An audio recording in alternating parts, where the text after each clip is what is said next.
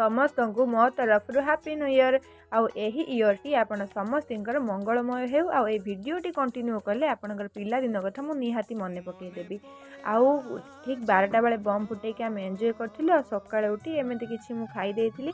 एई जो मोमेंट को आपण देखुछनी मो पे एटा बहुत स्पेशल। मु एटा मिस करबा को केबे भी चाहिबिनी।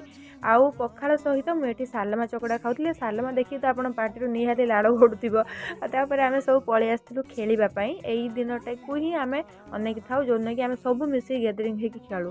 आ आपण सो कथा हो एठी देखुनु बौ पळि आसिला आमे गेम खेलु। तापर लंच टाइम हो जाइथिला तो लंच कर देकी पुणी आमे गलु खेलिबा पई। आ खेलर नाटा कोन आपण कमेंट माध्यम रे मते निहाती जणैबे। तापर जो शीत को देखिके आमे टिके निया जाली कि सेक खाउथिलु। आउ घरे आसी देखिला बेलको मम्मी एठी खाइबा पई एते गुडा जिंस भागेचंती। आउ देखिकी ताकू पाटू लाळ गडिला। आ कोन करबो पुणी बसी गलु खाइबा पई। तापरे एठी सब आम फैमिली बेसी बहुत ही मजा मस्ती करथिलु। आपण माने जो बैकग्राउंड देखु नांती ए बैकग्राउंड को इग्नोर करंतु कारण एटा होचे हम रोसई घर। तो आमे जहाँ भी जेमती हो बहुत मजा कलु। आपणकर कोन केमिति डे कटिला मते कमेंट माध्यम रे जणैबे। ई होचे हम लकी केमिति हसुची देखंतु रहिली।